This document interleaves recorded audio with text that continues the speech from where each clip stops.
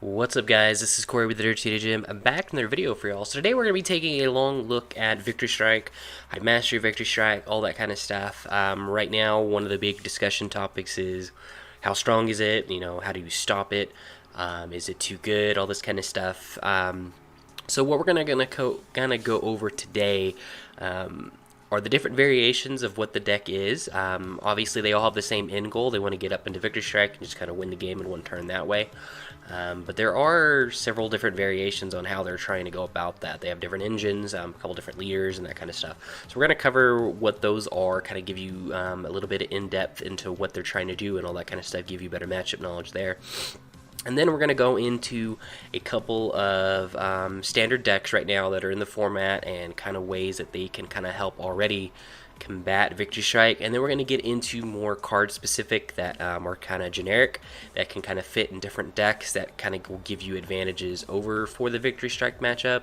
And then we're going to just kind of go over matchups in general, things that to look for, things that you need to do, and how you can just have better matchup knowledge to look to the Victory Strike matchup.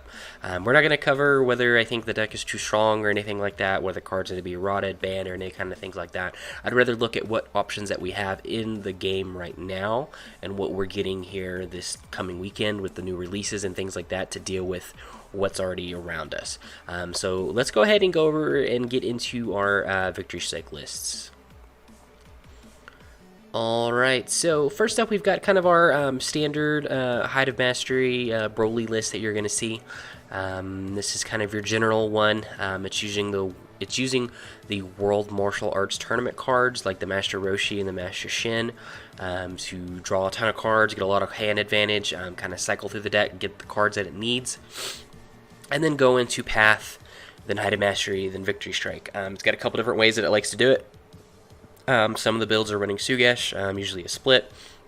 Sometimes you're just seeing a 4 of. Generally speaking, the deck's not super required to have a draw super combo because you're already drawing so much. So you can Sugesh in a Path, then go up the chain. You can play Path on 3, then go up the chain on 4. Some of them like to play Path on 3, Awaken, untap the 2 there, so it has energy on defense, and then use the leader ability to untap an energy on 4 energy, so you can go 4 height, untap 1 with the leader ability, then go straight into Victory Strike and swing. Some like to save that Awakening till turn 4 and just kind of go up the chain that way. So a lot of different variations there. But really what it's trying to do is just draw, protect the Roshi and Shin, and just kind of get into its stuff that way. Some of the strengths that the deck has in and of itself, it has draw, like we're talking about. It has draw on the leader side, it has draw with the Roshis and Shin, so it's going to see a lot of cards. Bloodlust, so it does have access to Bloodlust, being a Frieza army leader, which is really strong. It lets this counter some of the cards that try to counter or deal with the Path and Victory Strike stuff.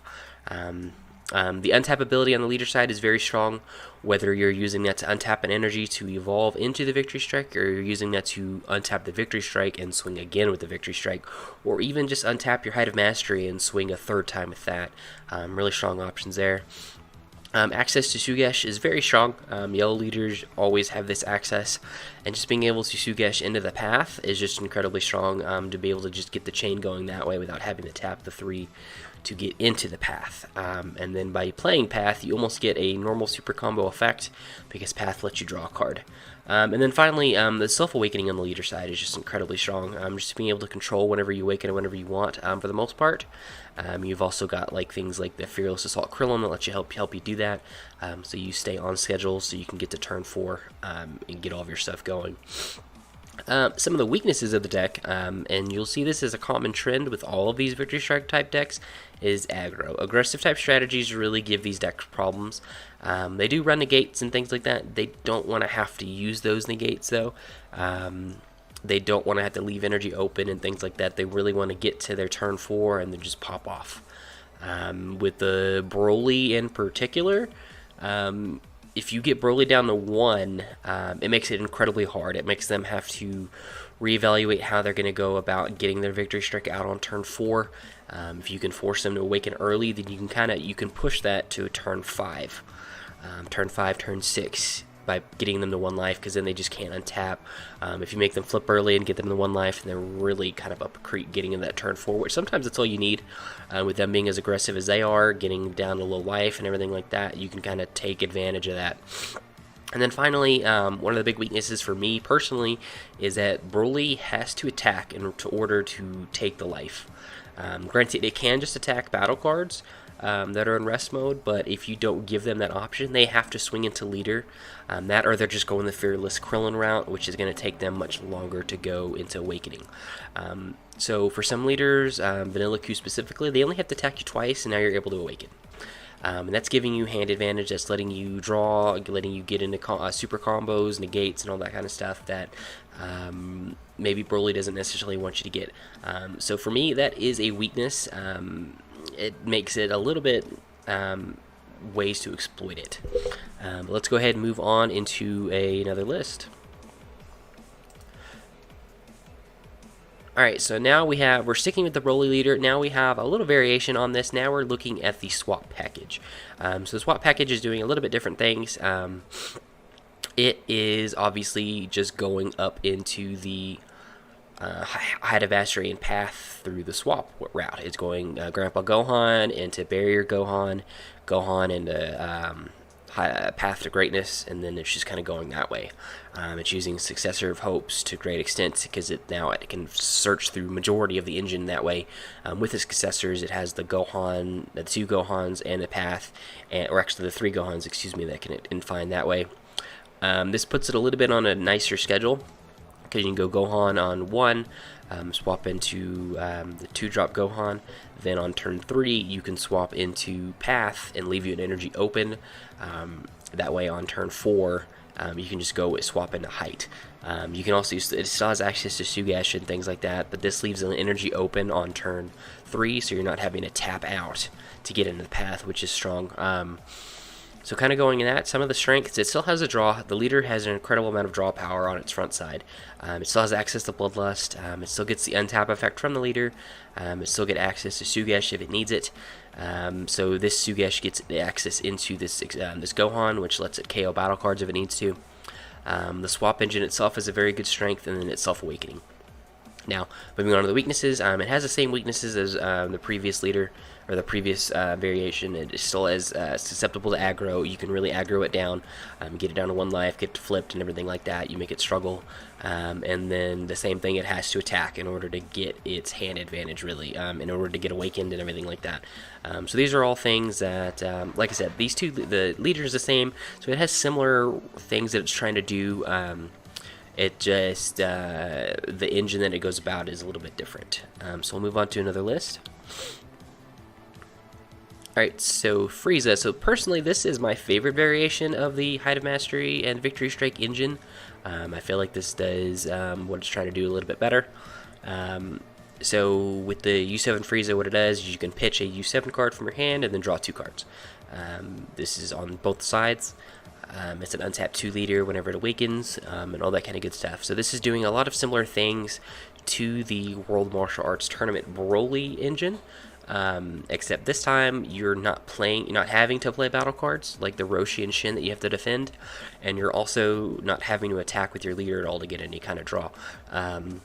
So typically, whenever you see the U7 stuff, in the past, whenever it ran the Victory Strike stuff, it ran an incredibly defensive type of playstyle that you wanted to stay at a high amount of life and then go into the 5-drop Goku and then cut all the way down, and then go into the Victory Strike.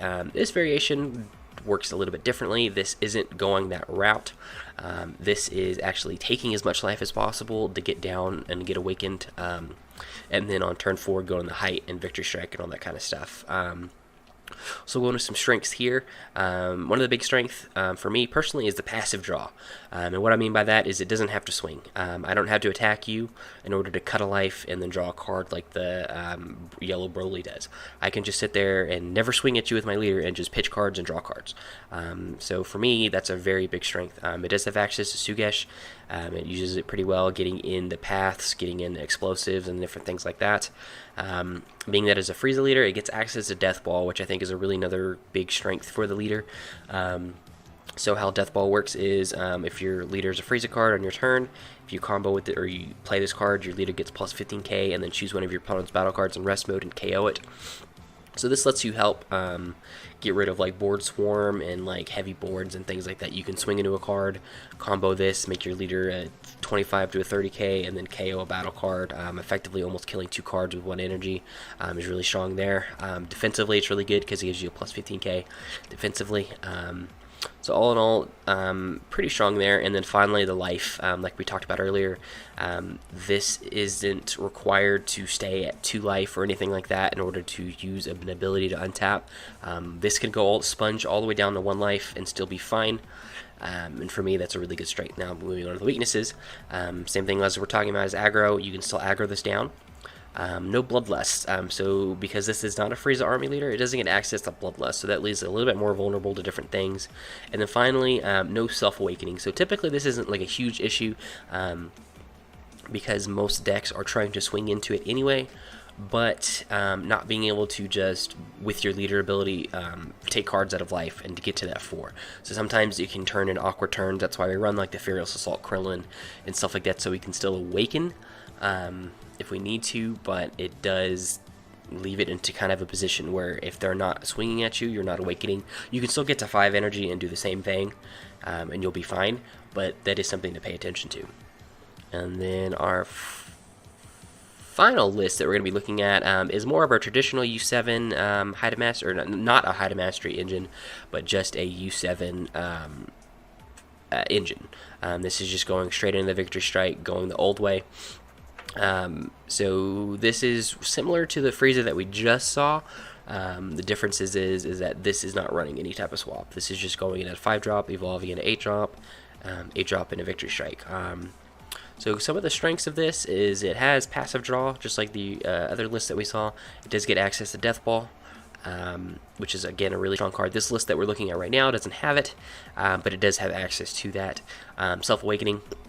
You're not reliant on your opponent awakening you at all. You go into the 5-drop Goku, he cuts 2 life at a time and kind of goes up, so it hits big numbers. So you're not necessarily worried about that. And some of the weaknesses of this, though, are aggro, like we said, no Bloodlust. And then the other thing is that it wants to stay at high life totals. It doesn't have to stay at the high life totals, but it wants to. Ideally, this is wanting to stay at like anywhere between 5 to 7 life. So it can just cut. And then whenever this Goku cuts, it gets plus, and then it goes big, and then it gets in a Victory Strike. It keeps that bonus, so it's swinging big before it even gets into the combo step. So some of the weaknesses there just kind of take advantage of and things like that. So those are kind of, like I said, what these decks are trying to do. There are different variations of the Victory Strike stuff. You've got currently floating around, you've got Purunga, which is same kind of thing. It's acceptable to aggro just like all the other stuff, and it kind of get clunky sometimes because it's not yellow, it doesn't have the Sugash or any of that kind of stuff. You've got the Chilai leader, and then you've got some different variations. I know there's been some Kid Ku Victory Strike stuff that's floating around. I don't think that's very good personally, but these all kind of go to the same route, what they're trying to do and how you kind of attack them. So now we're going to get into some lists that are in the format right now, some really like popular decks that you're going to see a lot of, you may already be playing, and kind of ways that they could help combat the Victory Strike stuff.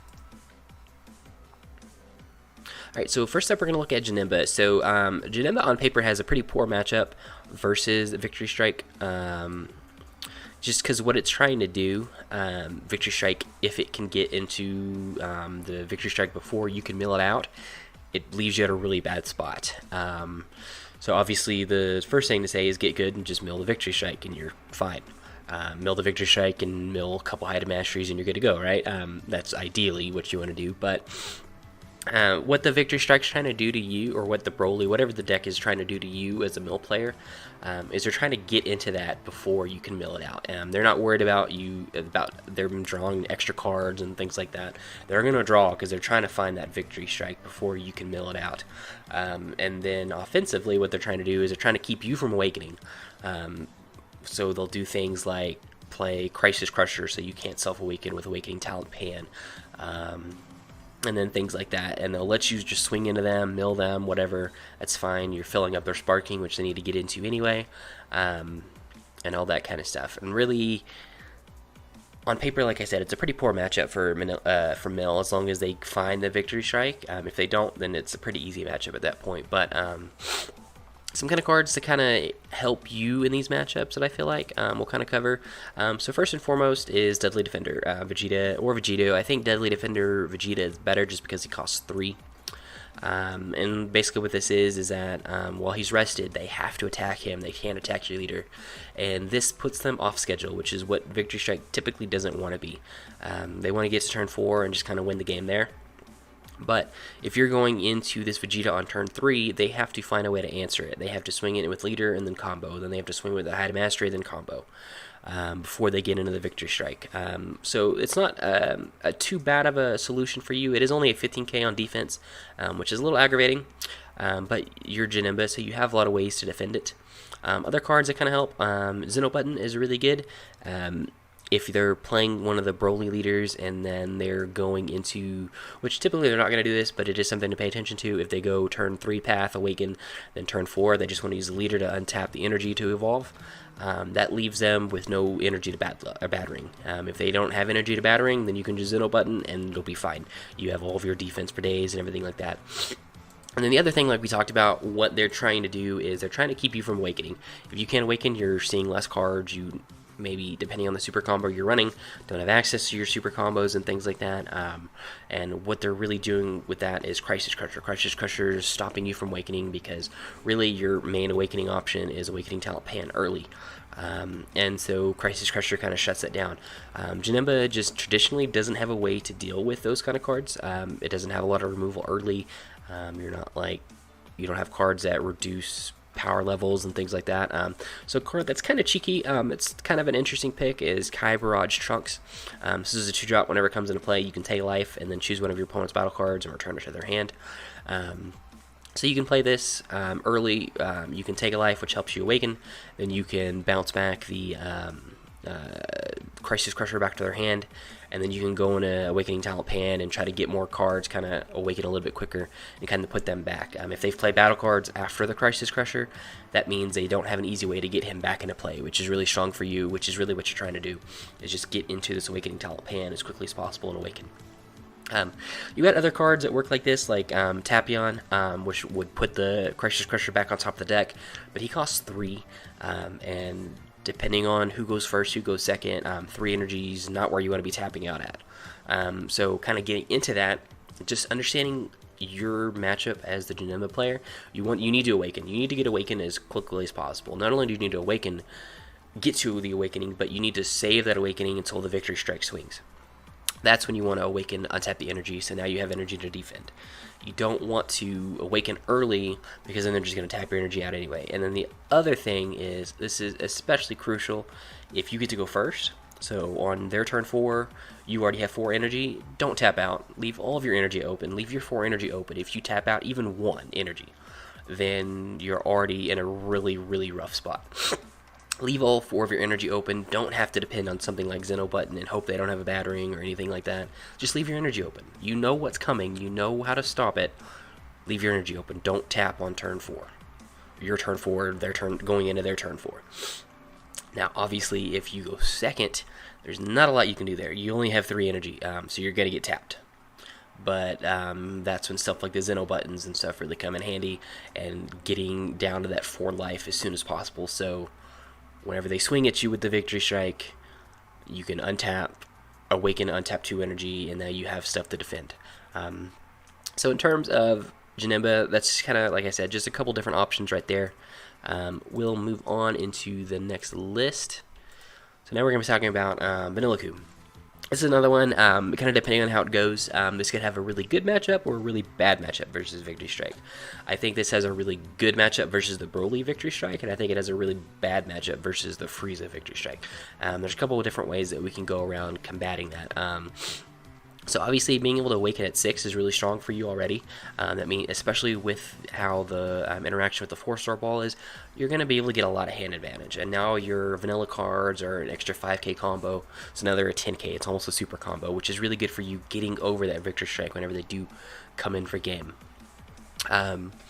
But if they don't awaken you, or you can't awaken yourself, that's where you kind of get into issues because then you don't have any hand advantage. And what they like to do is play the Crisis Crusher and keep you from generating any kind of ward presence by getting rid of the Kid Gokus, or if you're not already running like an Awakening Talent Pan or like a Fearless Krillin or something like that, you don't have a way to self-awaken. So they kind of put you in weird situations like that. So we'll look at some cards here. In particular, Training Buddy Krillin. This is one that used to be played a lot in the Kid Q decks. That's kind of not seen a whole ton of play, but it's actually pretty good because it gives the Crisis Crusher minus 5k and just KOs it.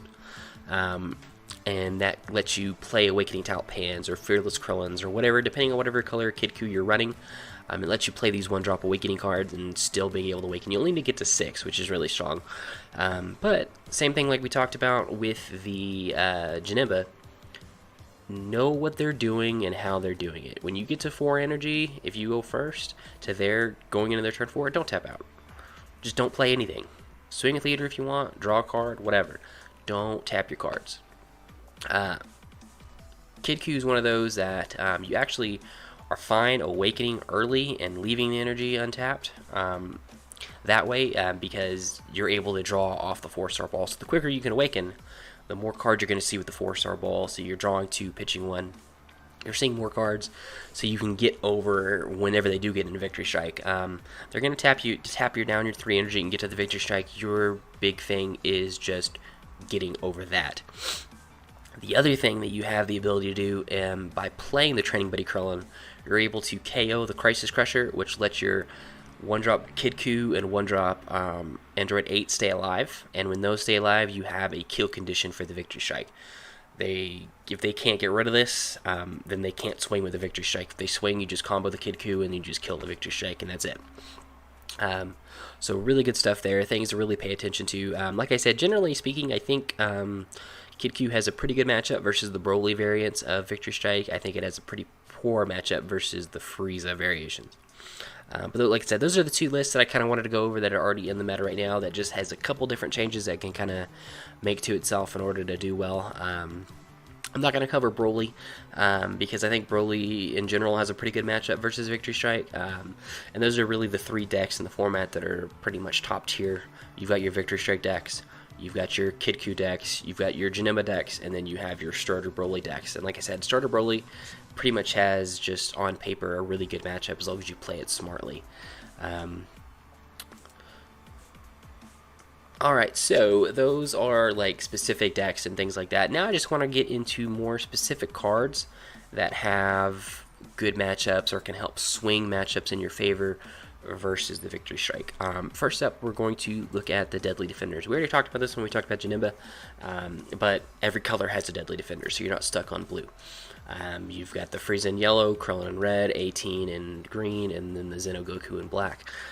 These are great options in order to help slow down the Victory Strike deck. And like we're talking about, they have to find a way to deal with the Deadly Defender once it's in play, which isn't what they want to do. Now they are capable of doing it. I don't want to make it sound like, oh, play Deadly Defender and you win. That's not how it works. You can play one of these, you get it in rest mode, and then you just have to protect it. You got to combo through it. They're going to swing at it with leader and then combo a bunch of cards. You got to get over that. Then they're going to swing with it at a height, and then you got to combo over that or negate it and get over that and protect it. If you can protect the Deadly Defender, then you'll be fine. That's a lot easier said than done sometimes, but it is something to pay attention to. The other thing is, if they are comboing a bunch of cards to kill the Deadly Defender, that means their Victory Strike isn't going to be as strong coming at you. So the other train of thought is okay, so I'll defend from the leader, and then they'll swing in a height, and maybe they'll combo and do some stuff there to make sure they kill it. Cool. Now that Victory Strike's only going to be like a 55k maybe, or a 65k. That's a lot easier to get over than a 75 or 85k Victory Strike because they just dump their hand into it. You got to remember, a lot of these Victory Strike decks, they run a lot of extra cards, so them comboing up into the Victory Strike, they're not going to be able to get necessarily like super high amounts. they'll still run the super combos and things like that, but a lot of their decks are 110Ks or extra cards, so they're not able to get to big numbers. So you kind of use that into your advantage. Moving on after that, so next up we've got, moving on to the next set actually, in the Power Boosters, Mutatio, I believe is how you say it, but it's Skill of the Sage. This is a very good card. This is a card that can really help deal with the Victory Strike matchup.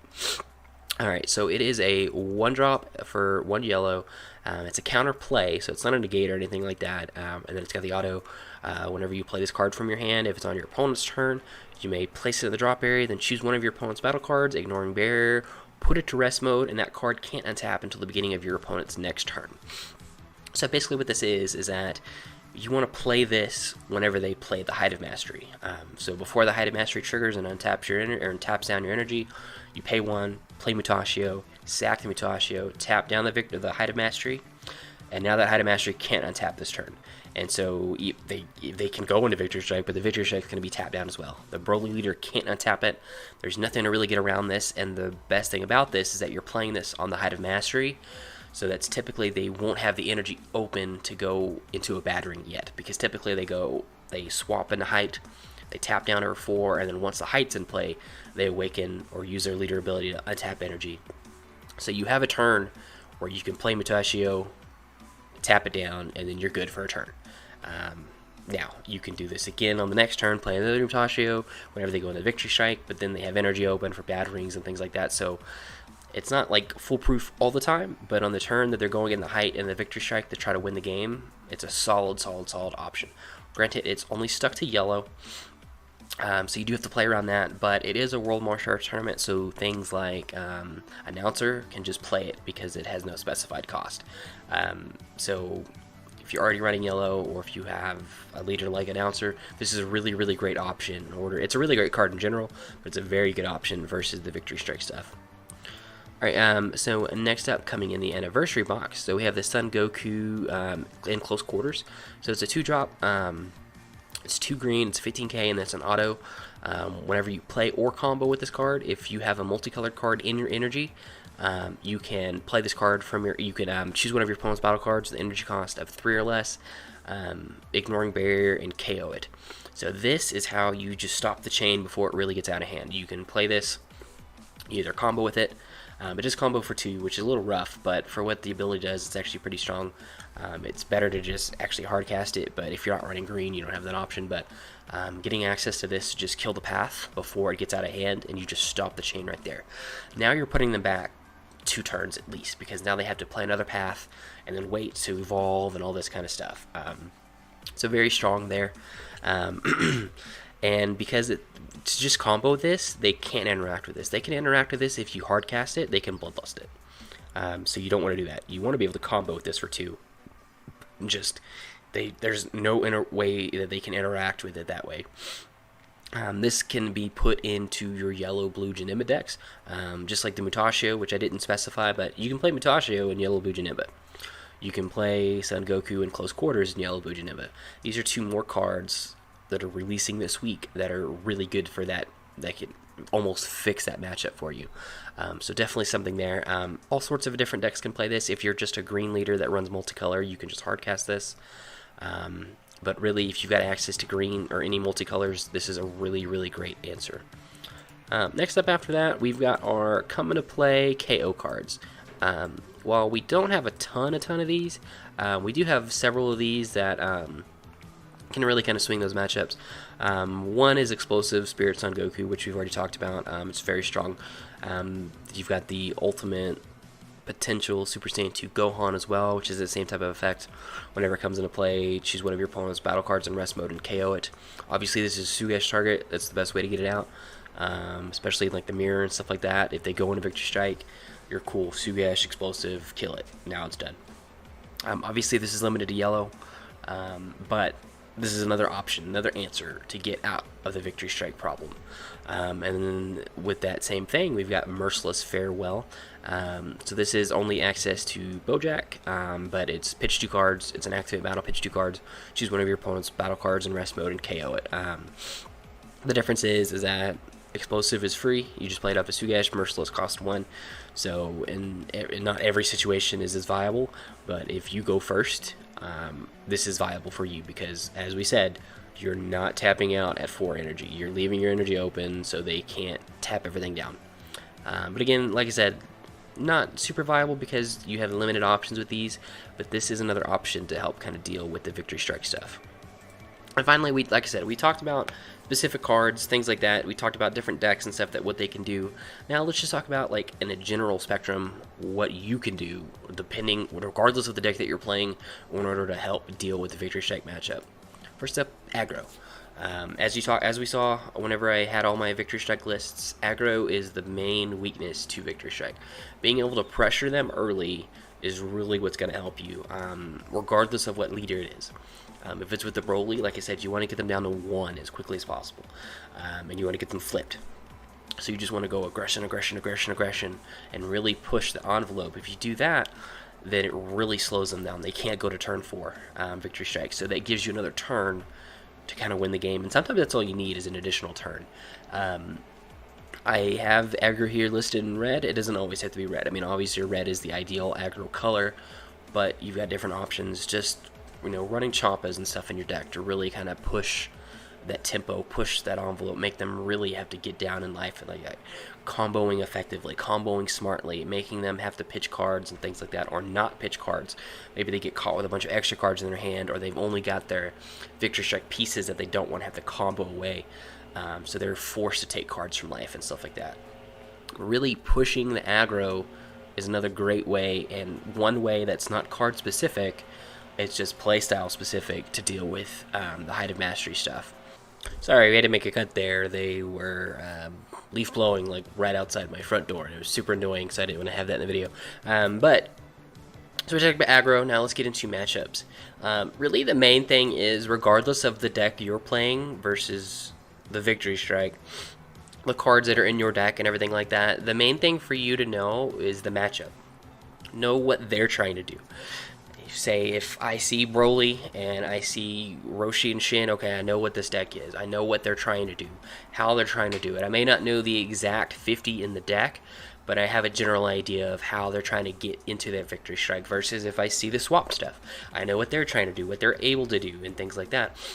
But the main thing is there too is knowing your deck, knowing what's in your deck, knowing the cards that you need to find, knowing how you need to go about attacking the Victory Strike. And honestly, you're not going to be able to do that if you don't know what cards you have. If you just take a random deck all the time, you're not going to be able to know what these matchups are. You need to study the deck. You need to study what the other deck is. You need to watch matchups. You need to see Victory Strikes playing versus other decks. See what works, what doesn't work, what they're doing that maybe you're not normally doing, and how it's successful or maybe how it's not successful. So maybe I don't do that whenever we play. And then testing your own deck. Just play your deck 1,000 times. Know your deck in and out. Know I need to draw this card and all that kind of stuff, and what cards work well for you, and find out maybe my deck doesn't have what's required to maybe be aggressive and take the Height of Mastery Victory Strike stuff down really quick, or it doesn't have the way to go long, or it doesn't have any types of answers or counters and stuff like that. Then adjust your deck or adjust your sideboard. Know if I'm going to a best of 1, those stuff that might have been in the sideboard, Mutashio, things like that, I'll put that in the main deck now.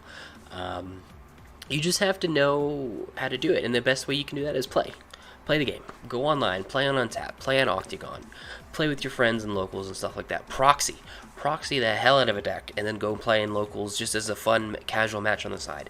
Especially if you're going for a big event, there's no reason not to do things like that. The worst thing to do is go into a matchup versus a deck that's very popular and very common and say, I don't know what I'm doing.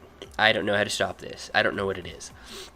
Now, is that going to happen versus rando decks? For sure, but we're not talking about that. We're talking about Height of Mastery, and we're talking about Victory Strike. And these are the things you have to do before you even sit down to play in order to try to win those matchups. But anyway, guys, that's it for today. Hopefully some of y'all find this helpful, but we will see y'all next time.